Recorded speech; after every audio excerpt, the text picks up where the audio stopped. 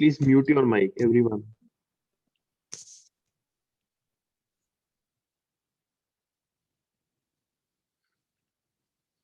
Am I audible?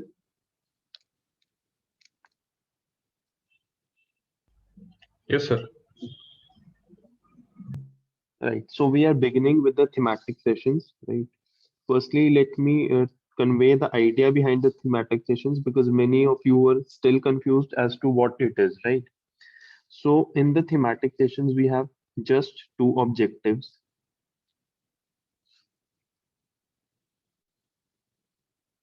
One,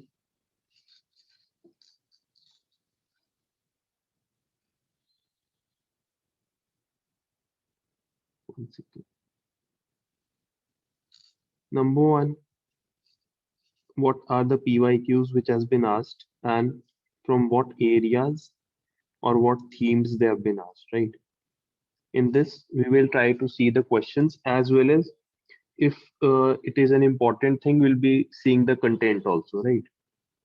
But for the things which have been asked very recently, it would be upon you to see the content, right? You just cannot ignore that it has been asked, let's say 1 or 2 years back, it cannot be asked. It may be asked indirectly, but for that, you'll have to take a little effort, right? Only for that part. The things which have been asked, let's say 4 years back, 5 years back, we'll try to incorporate maximum content for those things, right? So number one is this. Number two is based on those themes,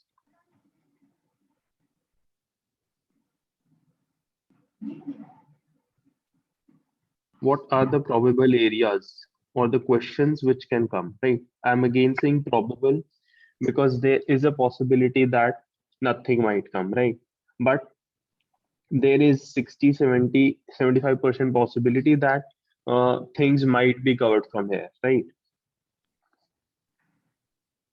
Let me just show you with an example. Though you might have seen this image, I'll be just briefing it for you, right? These are mostly the areas which UPSC is now touching, right? It kind of has incorporated some new areas in the last 2, 3 years. So more or less, we can trace those areas to the themes NCRTs, right? The two NCRTs. So we will try to cover them up, right? And in the art and culture portion, it's like there is never an end which comes, right? So it will be a refinement process. Similarly, we'll be taking these two sessions. We'll try to reach as much as we can in these two sessions, and the notes they'll be I'll be keeping them updated, right? I'll keep updating them. So it's like 90% or 80% of the things will be completed in these two sessions. If need be, we'll be taking a third session in the break, which is given from 19 November to 22nd November, right? If there is very little addition or refinements which are left, I'll be updating the file as required, right? And in that case, you can just refer the file, right? So the PYQs from architecture which has been asked are Chola, rock cut architecture, Indus Valley, by linking it to urbanization. Like just we can see that UPSC has this tendency and it again and again links various things, right? Then Buddhist architecture, which is was an easy interpretation, right? Or an easy prediction. Based on these, from the architecture, what can be next? Temple architecture as such has not been asked, right?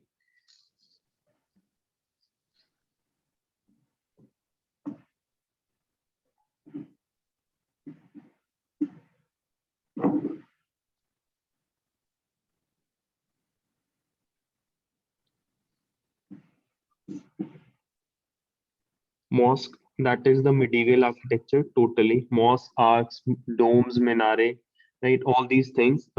This has not been asked explicitly, and since last year it was Persian literature which was asked. So material in that sense becomes the architecture part becomes more important for the next, let's say, 1 year or 2 year, right? Caves as such has not been asked.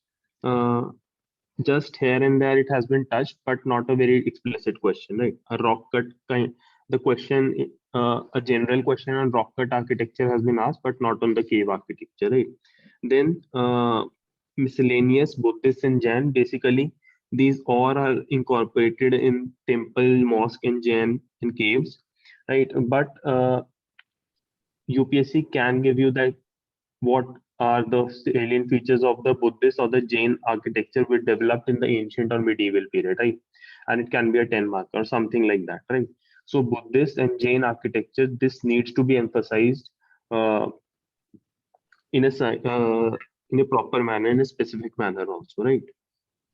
The content would remain the same, but you should have the approach clear in your mind that okay, even if I'm reading the cave architecture and it has Buddhist architecture in it, then this Buddhist thing might be the separate question. So in that sense, your subconscious mind should work in that manner, right?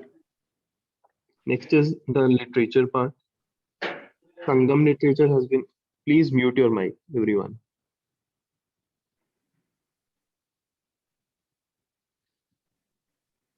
The Sangam literature has been asked. Krishna Dev Rai, Vijayanagar has been asked. And last year, Persian literature was asked. Mostly it can be traced to new NCRT. Like the things are available in other NCRTs as well. But since last 2 3 years have seen focus on the new NCRTs, I am assuming that it was asked from the new NCRT, right? What are the next areas? Vedic literature, Buddhist, Jain literature, not asked explicitly. South Indian literature, Pallav, Chol, Rashtrakoot literature, right? And miscellaneous type of literatures, right? Visual arts, painting, sculpture, coins, and everything, right? Gandhar has been asked twice. Just the formation of the sentences have varied. Mesolithic paintings have been asked. And Gupta coins, this was a new type of edition which was done, I guess, in 2017 or 18. So, and this can be traced to new NCRT, right? What are the probable next areas? A brief discussion on sculpture, as in we should have an idea as to how the sculpture has developed and wherein some important dimensions or important areas regarding sculpture comes up. We should have some, let's say, 4 5 points in our mind regarding that, right? Bronze sculpture is an important part, right? Chol architecture has been asked, but bronze sculpture was an important part in the Chola kingdom. So this can be a standalone question as well, right? Coins, again, just a brief idea since coin has been touched by UPSC.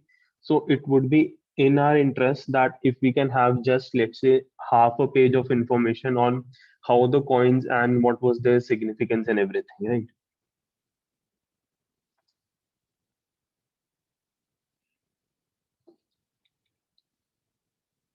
Cave paintings, basically we'll be seeing Ellora, Ajanta, and other cave paintings, mostly these two, right? Mughal paintings, regional paintings, and miscellaneous paintings, right? Performing arts, only Tandav dance has been asked till now, and this was asked way back in 2013 when this type of paper was the first time introduced, right? Was first time introduced, right? So, what our objective would be, we should have a brief idea of how the dances have evolved or how the concept of dances have their importance in ancient India as well as medieval India, and what is their significance as far as culture is concerned, right? So, let's say a generic question comes as to dances and music have always been an important uh, has always been significant as far as cultural history of India is concerned. So you should have some generic as well as some specific points to quote there, right? So brief discussion on dances, music, and its type. Plus, we'll be seeing some general points so that we can quote them wherever we feel the need to do so, right? Next is the miscellaneous type of things. Bhaktism, Sufism, Chaitanya Mahaprabhu 2018 has been asked, and it can be traced to new NCRT. Travelers, new edition from new NCRT. So we'll be having some discussions around Bhaktism, Sufism, and Travelers, though the theme has been touched, but we'll be seeing what has been left untouched, and from the new NCRT, the themes one we'll be seeing what more can be done. This may not be possible in the sessions if the time kind of exceeds. So we'll be either taking a third session between November 19 and November 22, or if we are able to manage decent amount of things in the first two sessions, then I'll update the PDF, right? And you'll be informed accordingly, right? Plus other miscellaneous discussions, right? Indian philosophy, contribution of science and technology. More or less, this is what comes to my mind as far as art and culture alone is concerned. If any one of you has any other if any one of you has any other topic in mind, kindly drop a message or tell some your mentor or drop a message at SOMP inquiries that you feel that this particular topic is also important, and then we'll see if that can be covered also or not, right? Because art and culture is a very expanding topic and we need to narrow it down, right? So I hope you've got the idea. Today we'll be discussing the temple architecture because it is a big topic, right? As well as we'll be touching most on almost the entire literature, right? Tomorrow we'll be doing the remaining architecture as well as the remaining parts, the visual paintings, and these parts do not take much time. Whatever will be remaining will be taken in the third session or either in the updated PDF, right?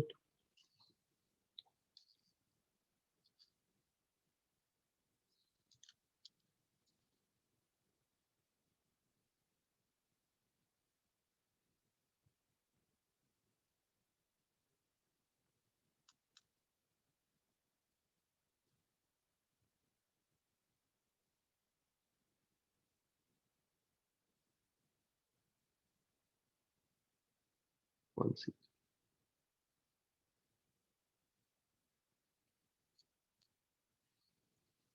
Okay, so we're beginning with architecture, right?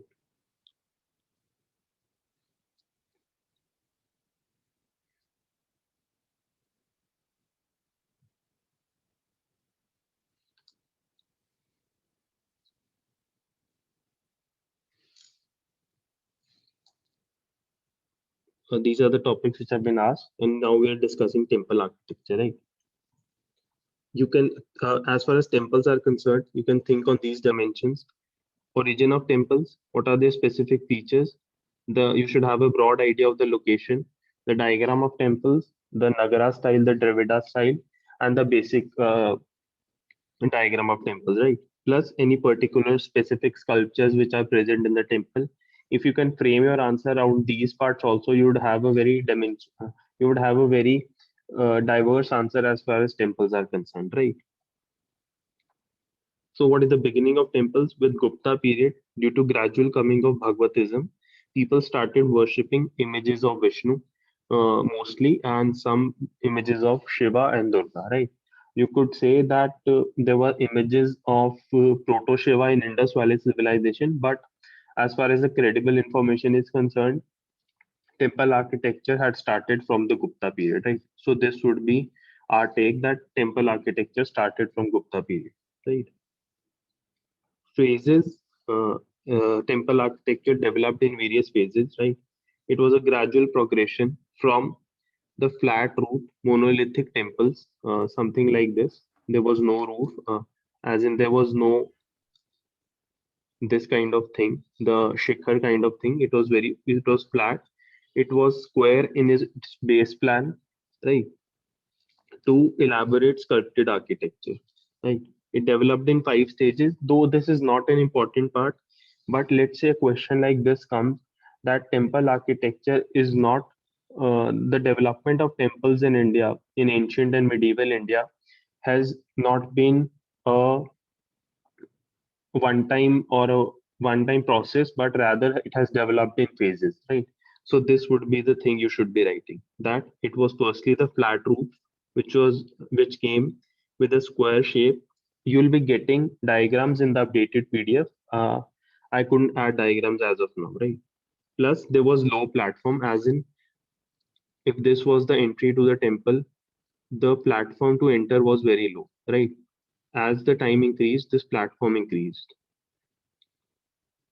right? So height of the platform is being discussed. So low platform, plus there was no shikhar, right? The temple at Sanchi is an example of this. Then gradually, platforms were raised and passageways. for Pradakshina Path, around around the temple were constructed. The third phase, Shikhara added, right, Panchayatan style, where 5 shrines, as in this was the temple, this was the main shrine, one shrine, other, and other. So this was the Panchayatan style. This came into existence. Now you might be thinking that all of this you know and everything, but this is the thing you need to revise and remember 3 4 5 times, so that when the question comes in UPSC, you have very clear cut specific points in your mind, so that you do not take much time in writing these static questions, right? So whatever has been given in this PDF and would be given to you, uh, do not see it from the lens that you know these things. See it from the perspective that you need to remember, cram, and just integrate these things in your mind, right? So you should have these points very ready in your mind. Panchayatan style, Dashavatar temple in UP, Durga temple at a whole are examples of these, right? So you should be mentioning the examples wherever they are easy and wherever you can remember them, right? Next, the fourth phase was the shrines became rectangular, as in first they were like this, the square, then it became like this. As the temples we see today, they are not square, but they are more rectangular, right? Then fifth was the introduction of circular diagrams. Relevant diagrams, I will add it later, right?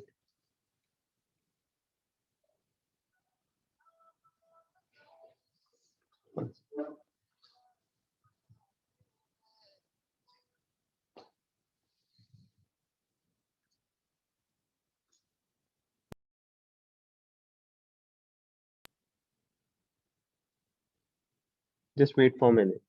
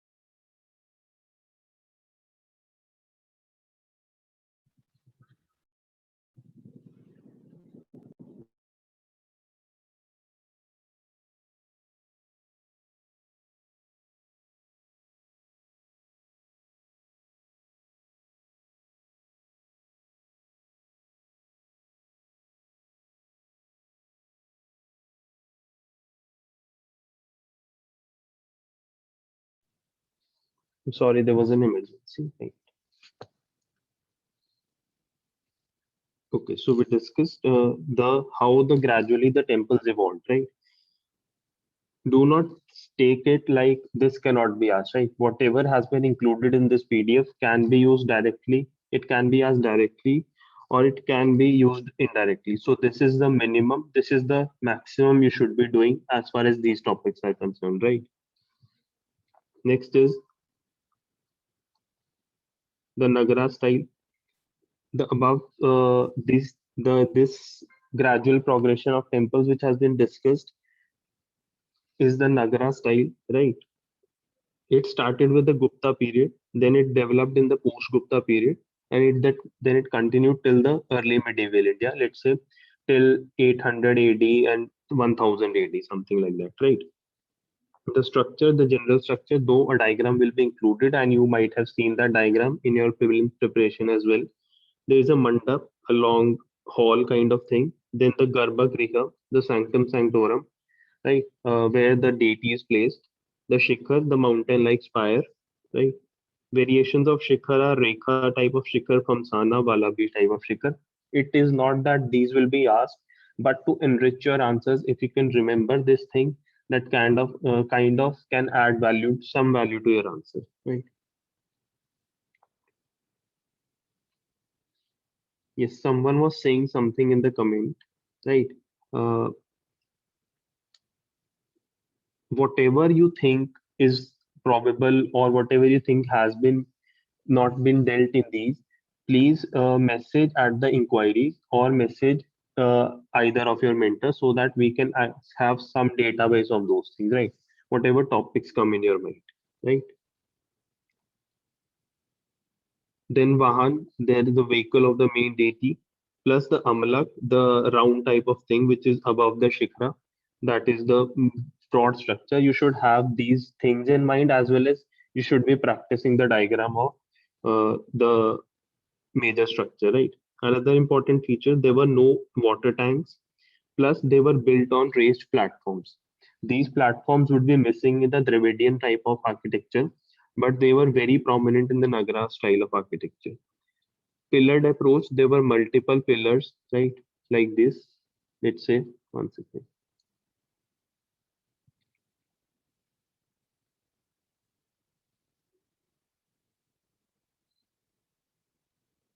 Art and culture is more like you cannot really say that I'm not understanding this. This makes no sense because ultimately you would have to remember those things. So just be patient with this process. Just be patient with this process, and in 4 hours we'll be covering a decent coverage of art and culture, right? So if this was the mandap, there were many pillars which were dividing the complete hall into different kind of compartments, you can say, right? Regional variations.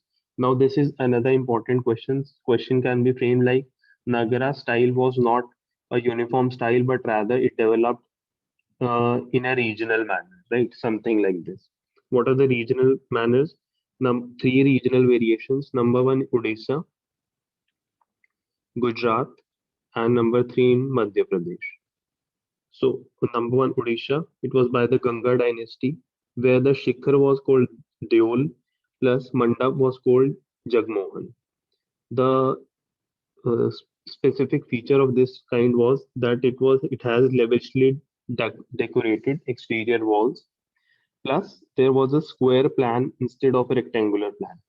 Most of the Nagara style had rectangular plan, but this Odisha style had a square plan, right?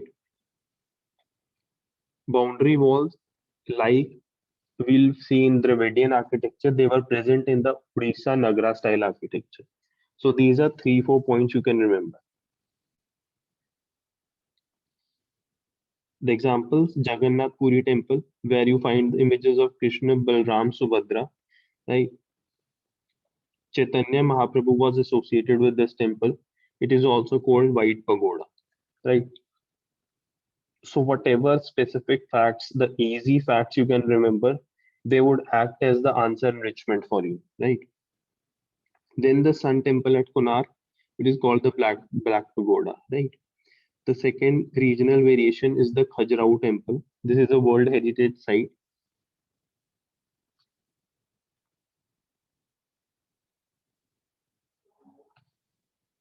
built by the Chandel rulers, right? So you have to remember some specific facts, right? It's not that these will be asked, but to enrich your answers, you need to put these in your answers. Famous for erotic sculptures, inspired from the Kama Sutra by Vatsyayan. right? It has decorated interior walls, unlike the Odisha style, right?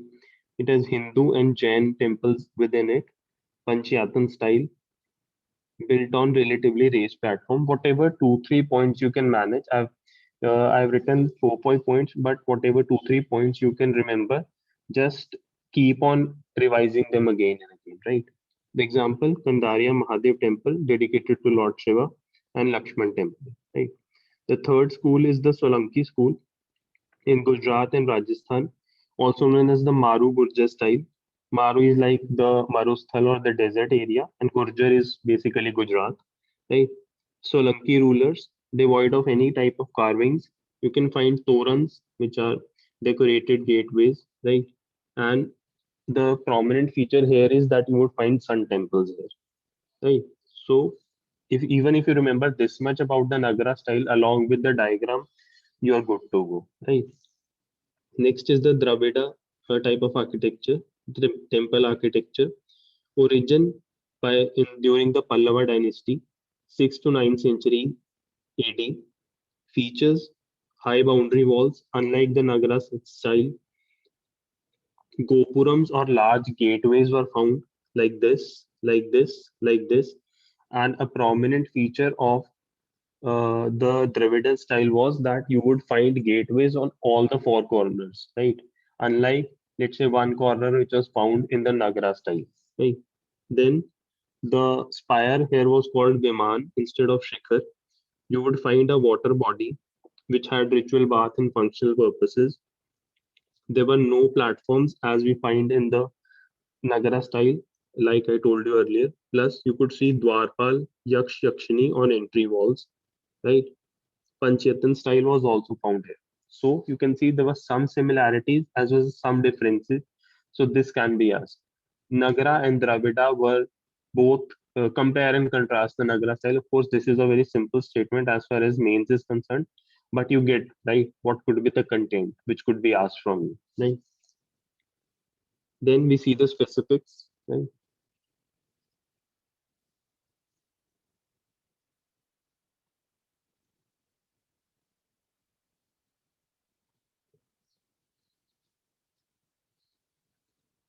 Pallava style, the Pallava kingdom, and what temples developed during them. Number one is the cave temples. Uh, the Pallava architecture, as far as the temples are concerned, it developed in stages, right? There were three stages which we'll be discussing. The first one was during the reign of Mahendravarman. It was the simple cave temples developed, having some hall kind of thing. It was like there was one cave and you could just excavate it and it would be called mandap, right? It was a rock cut architecture. Then the second development was the Rath temples, where you would have some chariot kind of architecture during the reign of Narasimha Varman at Mahabalipuram, right? And the third one was the structural temples, where you would just bring in various stones and everything, and you would kind of make temples from them, right? So, unlike the rock cut architecture, which were monolithic, these would be that they are joined together. The example, Shore Temple at Mahabalipuram and Kailashnath Temple at Kanchipuram. Right? So do not think that this is not important. You should have an idea that Pallava style Dravidian architecture, it also developed in stages. What happens in prelims, we remember these things, but when mains come, either we go into too much detail that on the final day we do not remember anything, or what we do, we assume that we would be able to write the things, right? Or we are not able to revise. Even if you manage to revise this much, you would be having a decent edge over others who have either done it in an extreme sense or have either not done it at all, right? Some important things which have been found at Mahabalipuram are rock cut caves, the Varaha cave, the sculpture of Arjuna's penance or the descent of Ganges, and the Pancharath. Right. So these are some specific points which you can mention. Next is the Chola. The Dravidian style reached its climax during the Chola period. Right. Rajarajeshwara temple at Thanjavur. It is the tallest Viman among the temples, right, which were constructed during that time.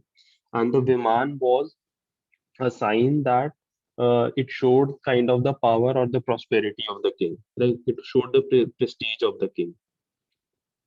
Significance of this temple because the name of the ruler and the god were very similar. So it to kind of create an association and create a sense of legitimacy of the king among his people, this kind of thing was done. Right? Very large gopurams were constructed, the gateways. Right? Another temple was Konda Cholapuram temple by Rajendra. Right? So these are the things we should be remembering about Dravidian architecture as far as the specifics are concerned. Right? What is the significance? Unlike the Nagara style, Dravidian temples were nuclei of settlements. Right? There were many temple towns which emerged around the temples. Right? They were centers of craft production. They were given land grants. Thus, they were not only for worship purpose but also the hub of economic, social, and cultural. Right?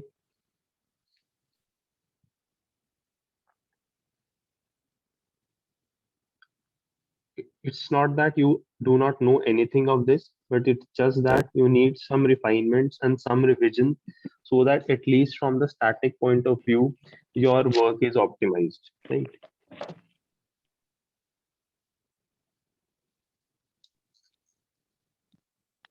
Next is Vesar architecture, also known as the Karnataka school. So it is a fusion of Dravid and Nagara style, also called it the hybrid architecture by Chalukyas of Badami and Rashtrakutas. Right. This is the approximate time during which it came. Example, Kailashnath temple in Ellora, Hoysala temples at Helbid and Belur. Right?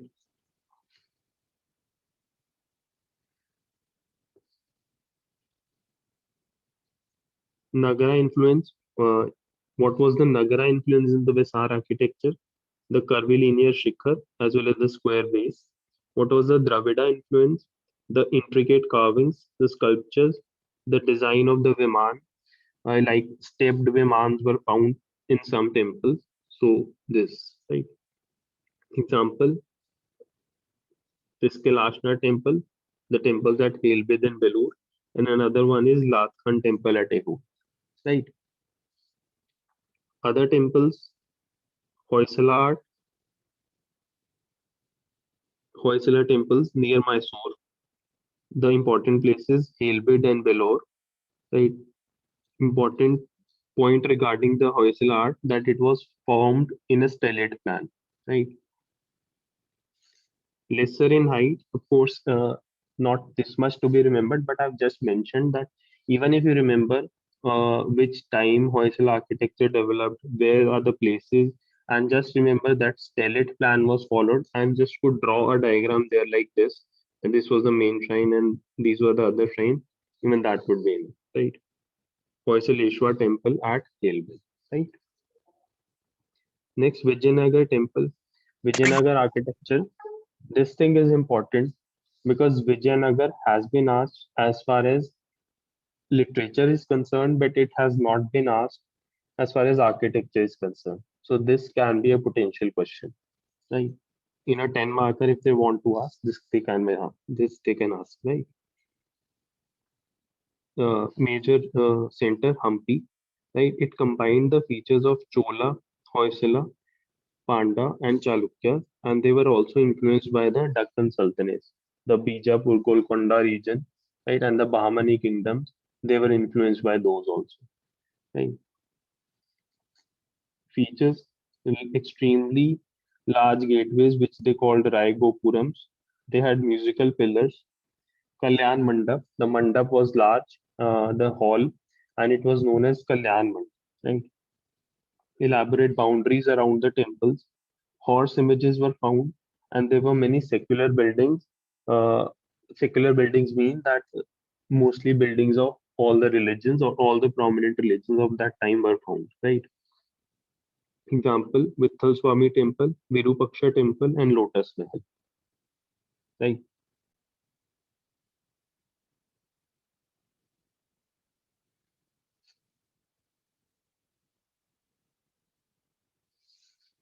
Then is the Nayaka school,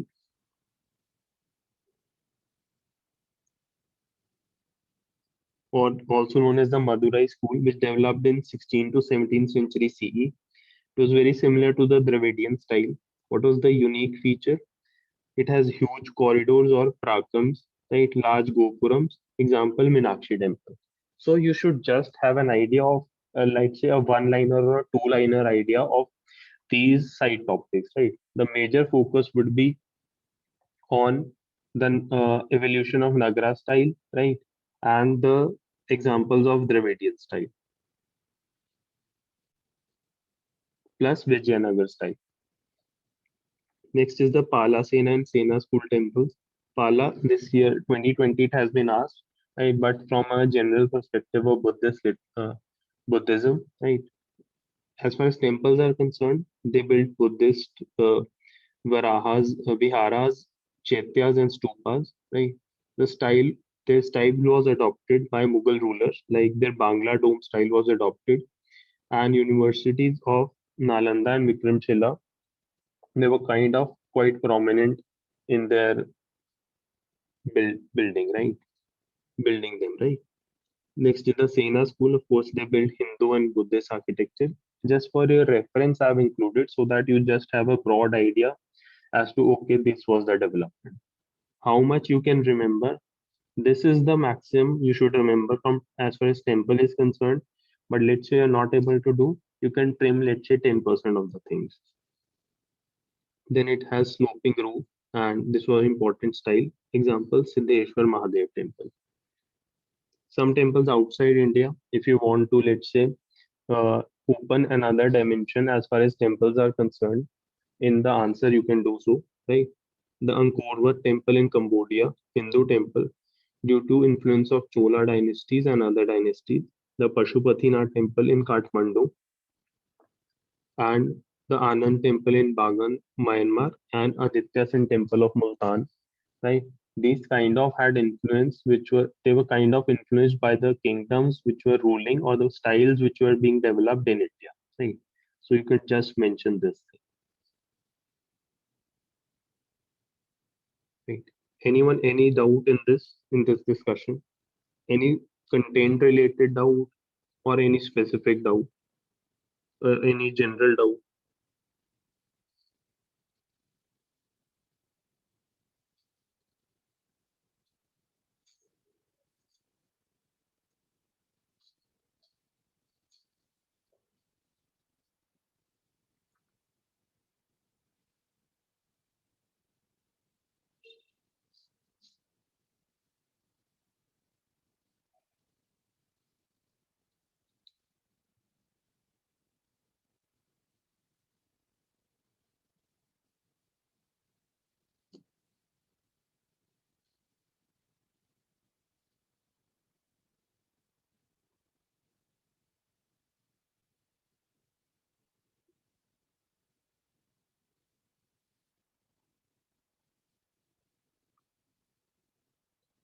Next is the literature, right? The topics which have been asked till now from literature have been Sangam literature, Krishna Dev Rai and his contribution, and the Persian literature last year, which I said can be found in the new NCERT.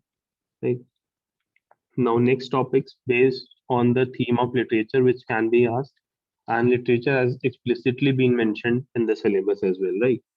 So two ways it can be asked. It can either be a chronology wise, let's say Gupta period and its literature, or it can be like it can be asked language wise also. Buddhism, Jain literature, Persian literature has been asked, Sanskrit literature can be asked, regional literatures, how they developed, it can be asked in that way.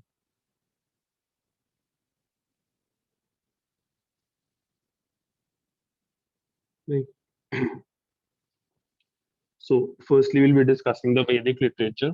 I am mentioning the language in the bracket so that if the question comes in the sense of language, you can mold it accordingly. You can kind of, while you'll be revising, you can keep this thing in your conscious that, okay, this thing is say, Sanskrit literature, this thing is Buddhist literature. As far as this is possible, I'm doing this, right? Number one, Vedas, meaning it signifies knowledge plus direction to humans on how to conduct themselves. they have the philosophy of Vasudev Kutumbakam, as in these are just general 2 3 points, so that you can mention them in the introduction or somewhere. Let's say between the introduction and the body, you can mention them. The question comes of that sort. Right? 4 types of Vedas. Rig Veda, they were the earliest, had 1028 hymns, which are called suktas. It's not that this will be asked, but if you kind of mention it in a table or somewhere, it kind of adds value to your answer. If you can do it in a very concise manner.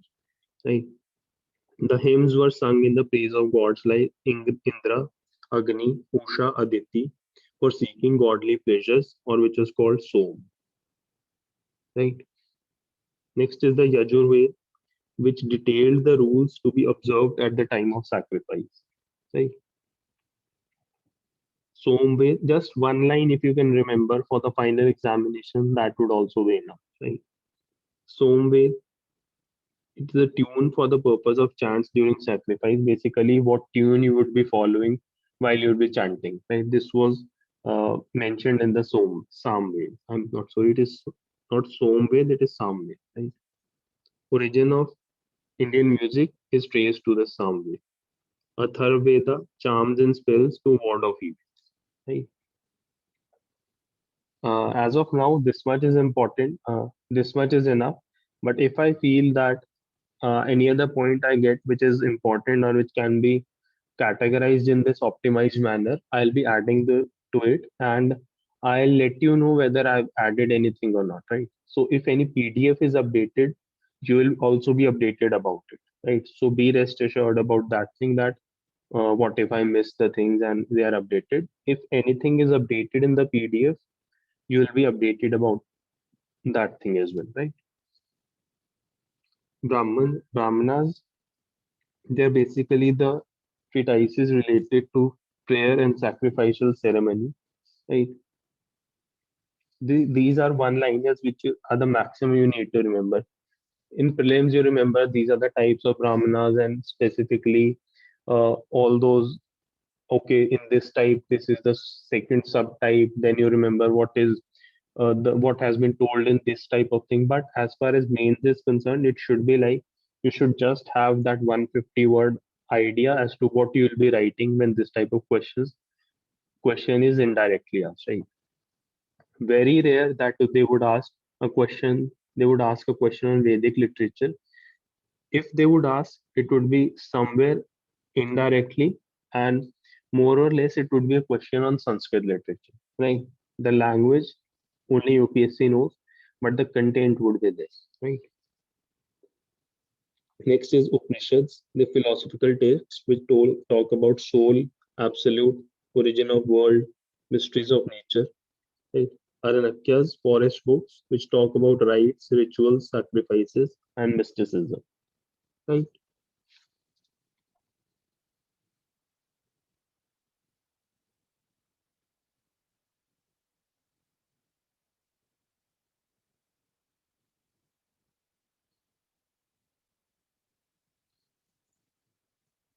Mauryan Empire, the literary sources. We are now, as of now, in this section, we are only dealing with the literary aspect, right? So, what was the development of literature, or what are the references to literature as far as Mauryan period is concerned? We'll be discussing that. Number one, Mudrak Rakshas, written by Vishakha Datta. Right, it was a Sanskrit drama. Again, I've mentioned the language. So even if you remember this much, that okay, this thing is the Sanskrit, you can easily make out a 150 or a 250 word answer, right? Do not need to go somewhere to find out what is with the Sanskrit thing.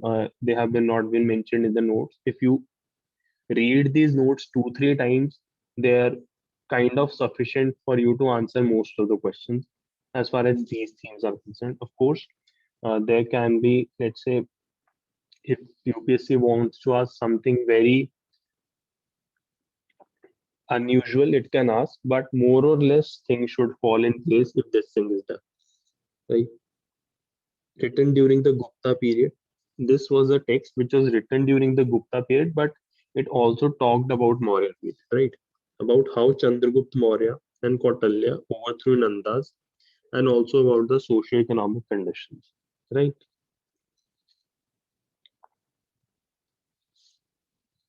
Arthashastra by Chanakya, it has three parts. One is about the king and his council, other is about the civil and criminal law, the next is about the diplomacy and war. Only these broad specific two to three points you should have in your mind, right? Most important literary source of modern history, right? Megasthenes and his book Indica is about the social life, the administration, and the military organizations, as well as the Mughals are concerned, as far as the Mauryans are concerned. Right? Other texts, Jataks, Purans, Siloni, the Sri Lankan chronicles like Deepavamsa, Mahavamsa, which throw light on the role of Ashoka in spreading Buddhism in Sri Lanka. Right? Ashokan inscriptions called Dhamma Lipi, covering religion, morality, social and administrative matter can be compared to Dharma Shastra or law books of Sanskrit, right? So these are 7, 8, 9 points we should be remembering as far as modern literature is concerned. Next is the postmodern literature. One development during Satvana was Satyasai was written by Hala. So it could be one point which you can mention, and it was in the Prakrit literature. Let's say question is around Pala or Prakrit or something like that, or let's say some regional literature during the initial ancient period. So this can be one point which you can mention. Kushan period, they were major patronizers of the Sanskrit literature. They had inscriptions in Chaste Sanskrit, as in the raw Sanskrit kind of thing. Mostly they followed the secular literature, and the best example of this was Kama Sutra, right? The Buddhist literature during Buddhism, the Buddhism during Kushan period which developed was the Mahayana form of Buddhism. So accordingly, the literature developed, right? Development of Mahayana Buddhism, composition of avadanas. Remember this term so that it is reflected in your paper, right? Which deals with the life history and teachings. Example: Mahavastu and Divyada. Ashwaghosh wrote Buddha Charita. Important. Patronized Buddhist scholars like Vasumitra, Ashwaghosh, and Nagarjuna. Right? That means Kanishka patronized them. Sangam literature has already been asked, but it was asked way back in 2013. So there is every possibility that it can be asked now also. So I'll be updating it during the course, right? And the updated PDF will have everything. Right now, our focus is more on the things which are more probable or which has not been asked, right? The things which have been asked, either you can update it from your side, or if 1 second, just 1 second.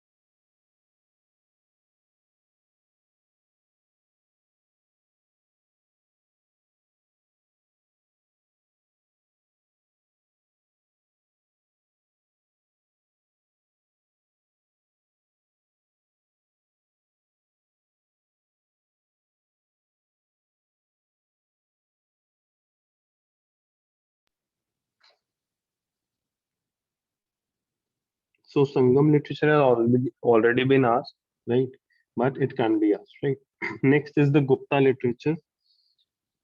It can standalone be a question. Gupta period is that significant that, and it has so much content in it that it can standalone be a question for you, right? So uh, do the Gupta period very seriously, as far as the architecture is concerned, as far as the scientific developments are concerned, and as far as the literature is concerned, right?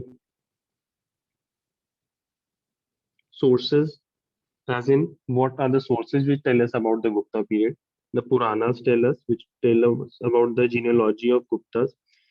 The literature by Vishakha Datta, Devi Chandragupta, and Mudrak Rakshas, they all tell about the rise of Guptas. Fahim, he left the valuable accounts about the social religious condition of this empire. Right? The main language which was followed in Gupta was the Sanskrit literature. Sanskrit language plus Nagari script was adopted. Right? Samudragupta, he was the patron of poets and scholars. Example, Harisen was his patron. Chandragupta too, he patronized literary figures like Kalidas and scholars like Amar Sinha.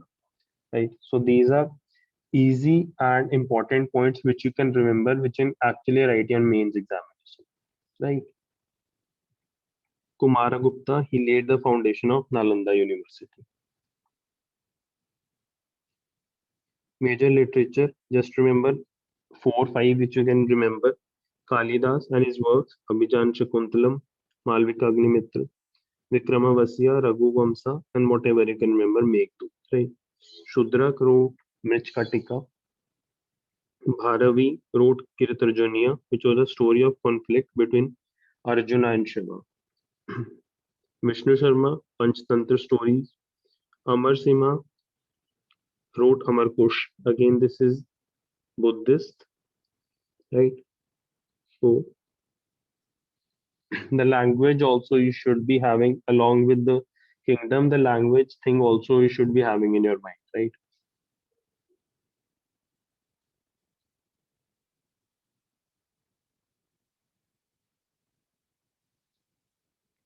Ramayana and Mahabharata, they were given the final touches during this period. Bhagavad Gita was written, which teaches us about the Dharma, compilation of Smritis, the law books, and Sanskrit grammar works of Panini and Patanjali were written.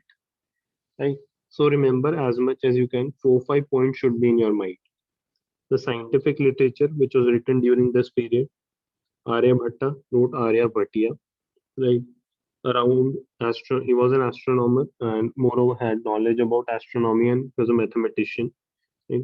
It explained this book, Aryabhatiya explained scientific occurrence of solar and lunar eclipse.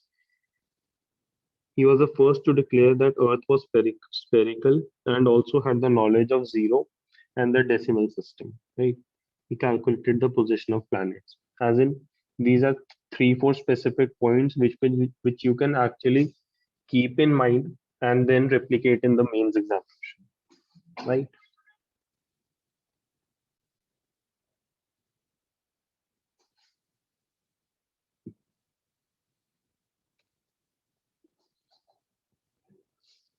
Varaha Mihira, he wrote Panch Siddhantika, which is about the 5 astronomical systems. Brihad Samhita he wrote, which was based on variety of subjects, astronomy, astrology, geography, and architecture. So, as well as many of these things you'll be remembering the specific things, the more your answer will appear like you have actually learned and read the things and then you've written.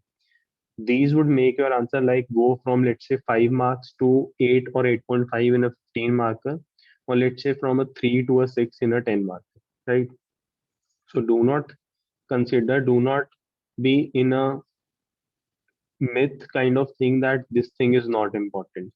Putting in specific facts, putting in specific information is important uh, for almost all the subjects, right? Be it GS1, it is important to the maximum, be it GS2, be it GS3. The more you give specifics, of course, it should not be like that question is demanding something else and you're giving just the facts, but in the coherence of your actual question, actual answer, if you can mention the specific points, they definitely add value to your answer and in turn increase your marks, right? Next is the medicine. Vagbhatta was the prominent related to medicine field during this time. He was one of the medical trio. The other two were Charak and Sushrut. They were during the Kushan's period. And he wrote, Vagbhat wrote Ashtang Samagraha, which was about the 8 branches of medicine, right? Romak Siddhant on astronomy was written, which indicated Roman and Greek influence, right? So Gupta period is important, and even if you remember this much information about the Gupta literature, you would be having more than the required content which we need, right? Next is the South Indian literature we developed, and usually what happens, our focus is on Maurya, our focus is on Gupta, our focus is on Mughal, right? But if UPSC wants to kind of give a thing which most students miss, they would focus on the South Indian literature, and mostly what they can do, they can combine two kingdoms or they can give a generic statement, and you would have to then substantiate that thing with the help of the specific literature we developed in those kingdoms, right? The three important kingdoms as far as the South India is concerned and the literature is concerned are the right?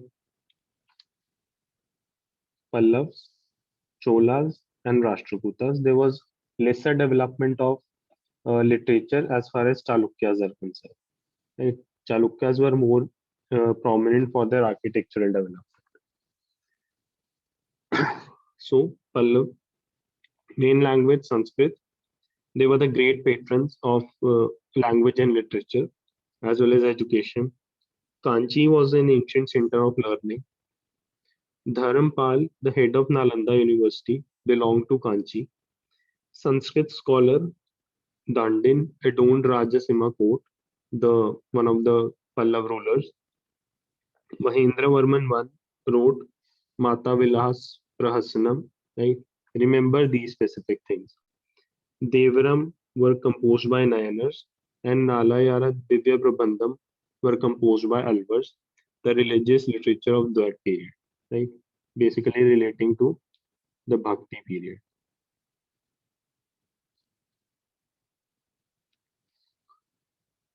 If you can remember this thing, Perundavanar, he translated Mahabharata as Bharat Vimba in Tamil, right? Or you can simply remember that Mahabharata was translated into Tamil during the Pallava period. If you cannot remember the actual names, right? Next is the Chola period. Tamil literature reached its peak during the Chola period. This you can remember, right? The specific fact. Ramayana composed by Kamban, Periya Puranam by secular masterpieces of this age, right? Whatever one, two, three facts according to your capacity you can manage, you can see, right? But one is the minimum, three is the maximum. You can see where and how much you can manage, right? Some the students of North India might find it bit difficult to remember the books of South India. So accordingly, you can see the Tamil grammar which developed Kaladam, Yapparangulam, and Nannul, right? Chalukyas, I've said that the architecture was more important. Next is Rashtrakutas. Rashtrakutas is very important. Why? Because it saw development of literature,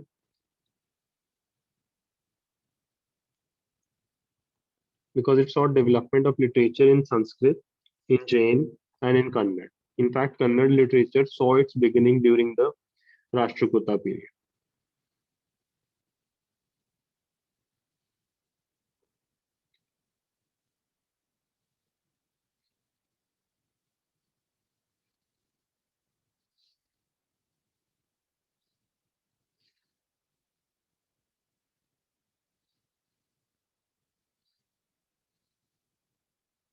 So Sanskrit literature, again, these are facts which you have to remember, right? There is no conceptual thing in this. It's just that I'm giving you the facts, the most important and the most optimized fact which you can remember and then replicate in the exam. Trivikram wrote Nala Champu. Haliud wrote Kavi Rahasya. Viracharya was a mathematician who wrote Ganita Swaram. I've written cram as much as possible for you, right?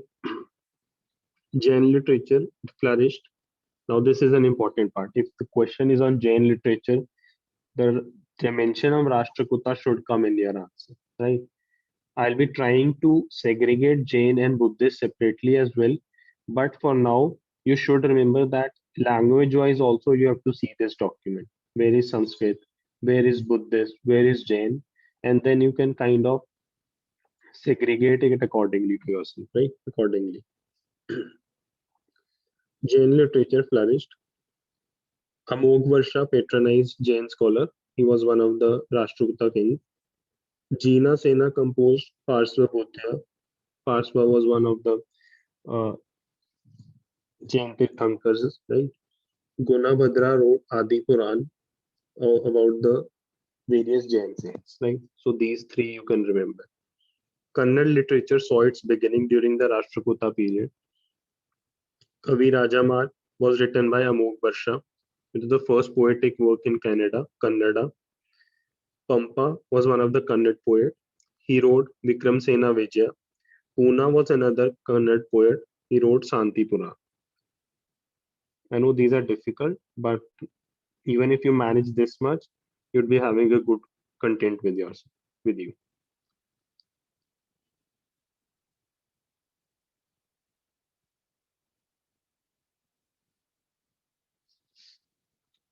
Medieval literature during Mehdumut of Ghazni, the early medieval or the pre-Sultanate time, Firdausi wrote Shahnama, right?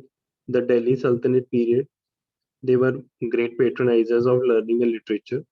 Learned men from Persia got encouragement. Theology, history writing, or basically about God and everything. Sorry, right?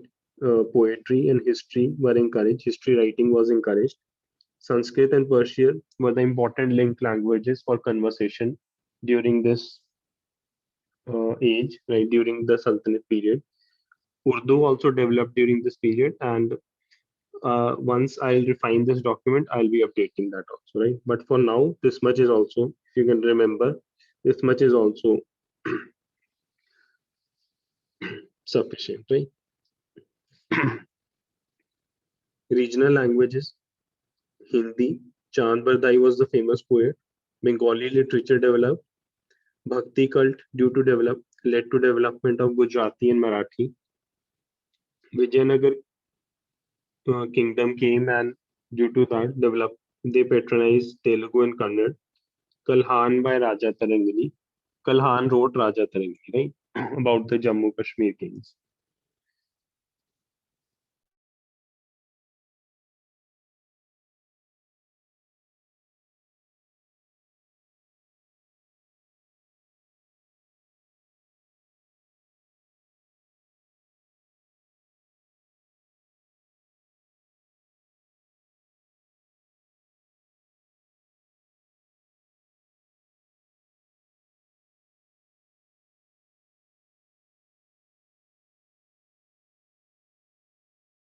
Oh, I'm sorry, I'm sorry. The mic was muted. I hope I've discussed till regional literature, right? Next was the Amir Khusro. He was the most prominent Persian writer.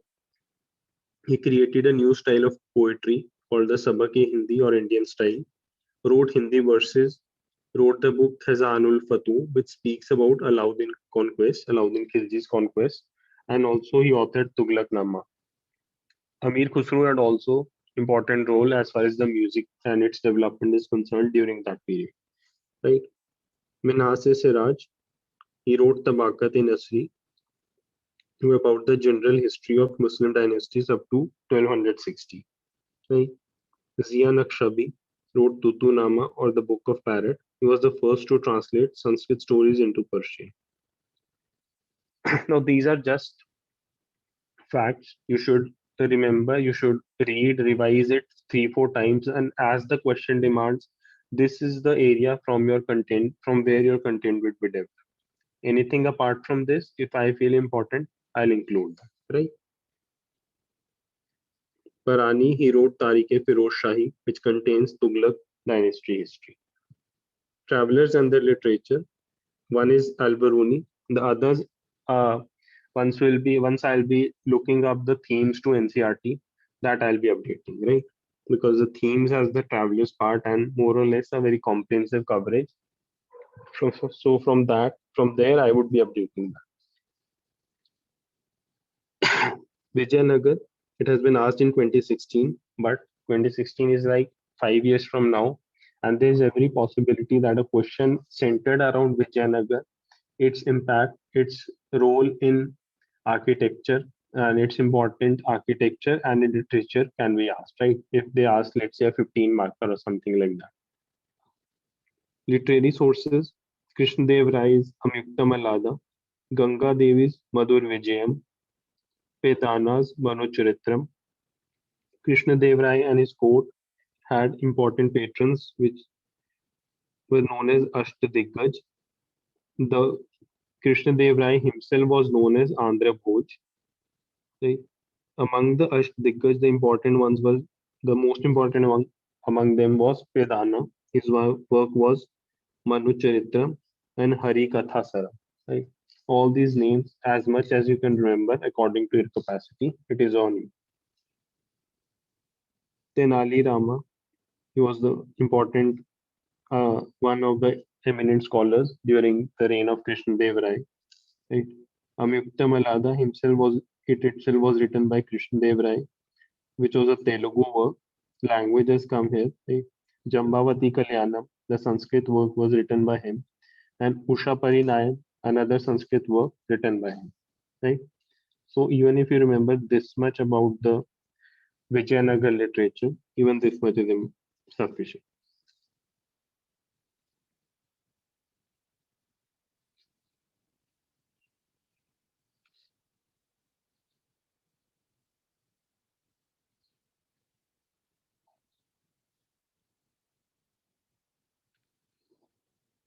Mughal literature. The Persian language was the most famous language. Mughals were great patrons of manuscripts and chronicles like Tuzuke-Babri, Tuzuke-Jahangiri, and Akbari. Akbar's Navratan, they were the great literary figures. Abul Fazl was a scholar and historian. He wrote Ani Akbari and Akbarnama. There needs to be some more information around this, which I'll add. Right? Abul Faizi, translation of Mahabharat into Persian in his supervision was done. So these are, you see, these are the diverse points which you can write. A question would come either in a very, let's say, a specific sense, as in targeting the Persian literature, or it would come in a very general sense. When it comes in a general sense, usually the problem which comes is students are not able to comprehend how to write, right? So in that sense, you should be including these type of diverse points in your answer, and that is why revising them 4 or 5 times and just limiting yourself to this much optimized content becomes important, so that all these points in your head, and you can actually during your practice of mock test and during your and finally in the mains examination you can replicate them. If you try to increase your sources too much as far as mains is concerned, right, in prelims we might need to do so, like we need to remember that book, that book, that book. But if you try to replicate the same thing for mains examination, what would happen? You might have that initial feeling that okay, I'm remembering, but towards the end everything would kind of get mixed up. You would not get adequate time for revision, and then the final reflection would be that you're not able to recall in the examination. So the idea should be that you should have that kind of optimized content in your hand, which in the last 10, 15 days you can actually revise 2, 3 times, right?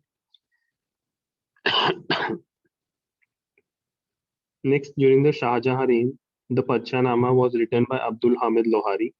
Dara Shikoh, he translated Bhagavad Gita and Upanishads into Persian. Right? Regional languages developed Bengali, Odia, Rajasthani, Gujarati, devotional works like Mahabharata, Ramayana translated into regional languages. Hindi poets during Akbar's court. Number one, Tulsidas, he wrote Ramcharitmanas, and Sursagar was written by Surdas. Right? Bhakti movement reached its zenith. Right? When we'll be discussing Bhaktiism and Sufism in a brief, the number of writers and their books would come in, like who was associated with Maharashtra, who was associated with Gujarat. So the names would come. You can drop the names accordingly here, right?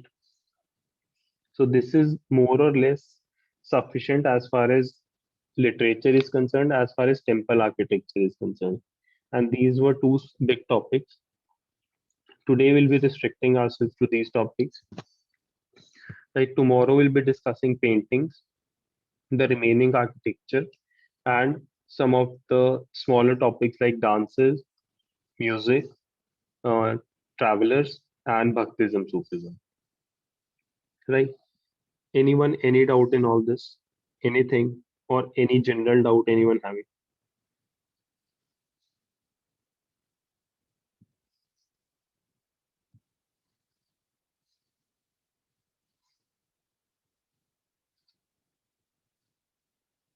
The PDF will be provided in the thematic channel.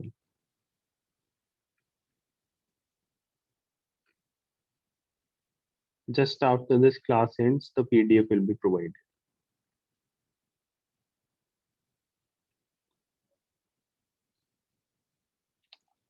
Right? Someone asked something.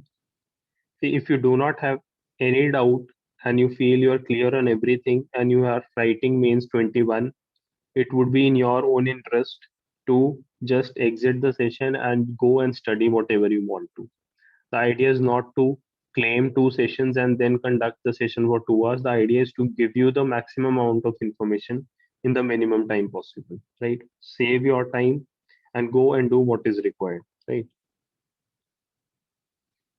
Can we get the PDF just before the session? Okay, I'll give you just before the session.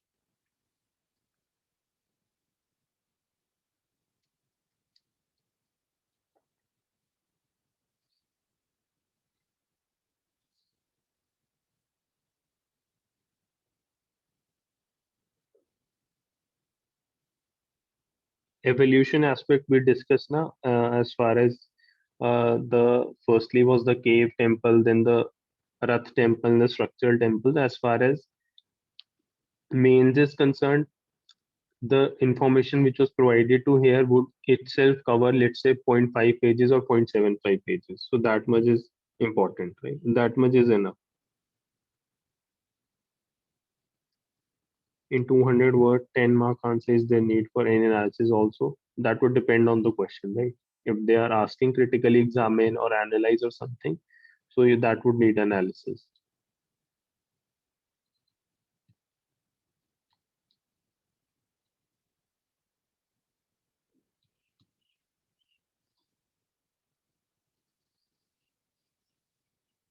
I'm again saying those who do not have any doubt, and mostly those who are writing mains 21, you should exit this session if you do not have any doubt, right?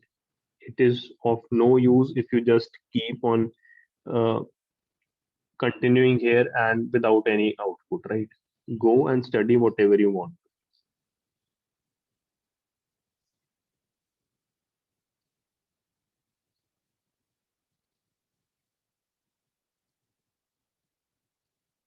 Jain literature, it can be asked. There is ample content as far as a 10 marker is concerned. Uh, so it can be asked and I will update it. We have done some things and we'll be doing some more things in the second class also. And when the PDF will be updated finally, because culture is like it takes some time to get updated, right? You need the best optimized things. And as and when those 5-10% things will keep adding, the final PDF would be provided to you. And Jan literature in itself can be asked, right?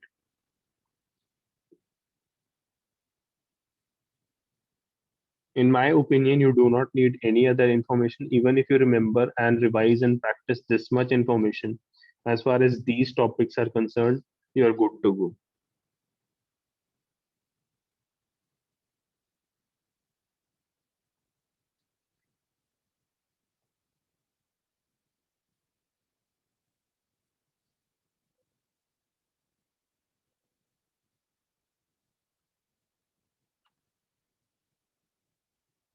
Any other doubt to anyone?